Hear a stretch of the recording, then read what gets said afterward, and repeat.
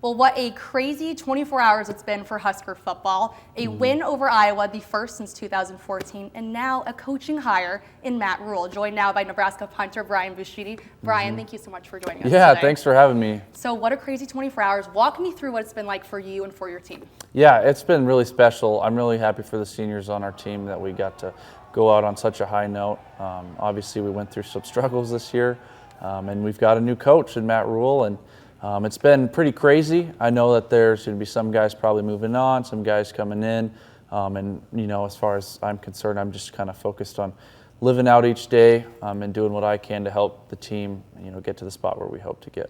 Speaking of moving on, you officially announced on Twitter this morning, one of the first guys, I think, since all these changes the last 24 hours, that you are returning. Yep. You're returning as a Husker, and a big part of that is in offensive analyst Ron Brown. Walk me through that decision and how he's been an impact in your college life. Yeah. Well, I sure hope Coach Rhule keeps him around. He's been here for a very long time, since Coach Osborne's been here, and I just see him as a pillar in our program. He mentors a lot of guys in our team off the field, and he's seen as really instrumental to our program behind the scenes. And I'm very confident that Coach Rhule will keep him around. But I went through a lot of hard personal times in my life earlier on this year, and he's really stepped in like a father figure to me. I've met with him twice a week since the beginning, since I got here, and he's really helped me grow in many areas of my life. And he helps a lot of other guys on the team as well who are critical players on our team, and I just really think that he promotes some of the best things on our team.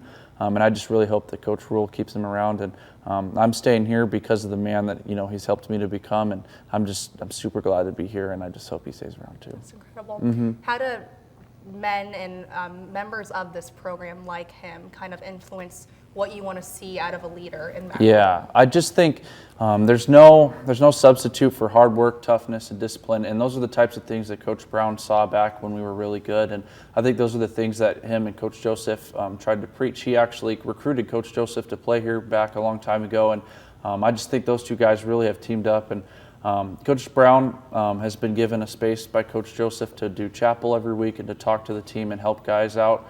And that's something that he's really thankful for.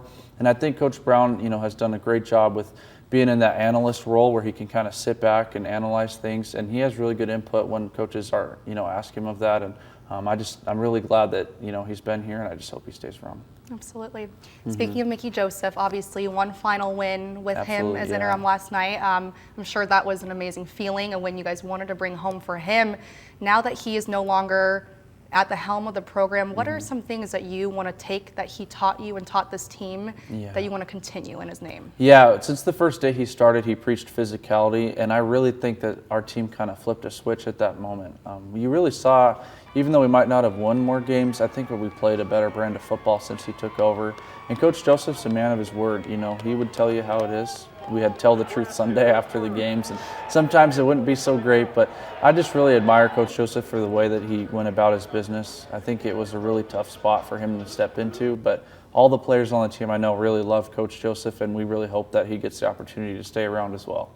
What are some qualities in him, not only as a coach, but as a human being, that you will miss if he should not return? I'm going to really miss the tell you how it is attitude, and he's not afraid to hold people accountable. And that's one thing that I don't think you can be afraid of at this level. I think that there's players that can get out of line sometimes, and you have to set a standard, and everyone has to know the standard.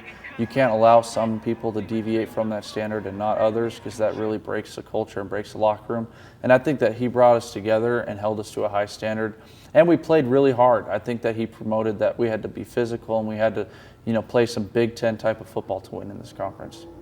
Matt Rhule said in College Game Day this morning, I don't know if you were watching, but he said a lot of great things about Nebraska, about this opportunity. He also said he likes to go places and develop players. Is that something that's intriguing to you? Yeah, it really is. As the punter, I kind of have the chance to sit back and watch a lot of things. And I really think in our program what I've noticed is it's critical that we develop players, especially on the lines of scrimmage, because we have to have depth that we can count on, especially when you get later in the season, because we need to be able to rotate defensive linemen. You saw that yesterday. We need to be able to rotate offensive linemen just so we can play Big Ten football. In the SEC, I think it's much more of a perimeter game. There's a lot more athletes. And in the Big Ten, it's down in the trenches. And I think that's kind of also how the recruiting is based around here. I don't think we're going to be the school that brings in, the top recruiting classes every year. I think the way that Nebraska will make its mark is to develop these 2, 3, 4-star players into being really good players that play physical, tough football and win on the line of scrimmage. Absolutely, and all qualities that you will maybe see soon in Matt Rhule. So you Absolutely. have not had a chance to meet him yet. You Nope. said on Monday Yep. you think you guys will have a chance to meet him. Yeah, I think so. Nothing's been finalized yet, but I'm thinking, he's been announced as the coach, so my guess would be sometime next week we sure get a meeting with him. When it comes to culture, Nebraska holds a very high standards. Yes. Athletic Director Charles Alberts shares it with media and you guys all the time. When it comes to a head coach, you talked about the need to play Big Ten football, but when it comes to being a man of high character and representing the culture that is Nebraska football, what does that mean? What do you want to see? I think that's where Coach Brown really makes a mark on this team. He mentors many of the key players on our team, and he means a lot to them. And I think that's something that needs to come from the top down. I think players kind of take the identity of the head coach oftentimes, and I think that's where leadership needs to step up. I think that's something that if the player sees the coach being a high character, high class guy, that's the type of people we'll become. And you have to be relentless in your pursuit of that. If you see small things where players are maybe showing up late or there's small things that are starting to crack the culture, you need to crack down on those things and make sure those things get fixed, because that's what divides a culture. And I think if we can set a standard and know that that's going to be the standard forever, I think that's something that I've heard Coach Rhule does very well, and I'm really excited to see that in action. That's great. So a season that's been full of a lot of change, a lot of uncertainty, how hungry is this group to have some sense of normalcy and stability within the program? Yeah, I think that'll be really key for us. As far as Coach Rhule goes, that's one part of the puzzle, but there's going to be coordinators and position coaches that are going to be really vital in each of these players' lives, and that's another piece that I'd love to see come together. It'll be really interesting to see how he puts the staff together. But once we get the staff together, I'm excited to see everyone push in the same direction. It's time for Nebraska football to put the nose to the grindstone. And winter isn't usually that fun, but that's good because that's where championships are built. Getting up early and working out till you almost throw up. That's the kind of stuff that we need to get underway. And I'm really excited about the prospect of that first game against Minnesota next year because there's a lot of work to do before then. But I know the pieces are laid. We can be a really good team, and I know that Coach Rhule will develop and hopefully bring the best out of us. It's clear Nebraska fans are one of a kind. They're passionate and they love you guys and they love Nebraska football. What would be your message to fans as you guys enter this transition period? Yeah, I first would say thank you for all the support. And I would also say I know that you guys from the outside don't see everything that goes on in a day-to-day life. But just understand that we put a ton of work in this offseason, or in the season, and it wasn't really easy. Coach Joseph got put in a bunch of hard spots, as well as a lot of these coaches. And so we just want to say thank you very much for all the support.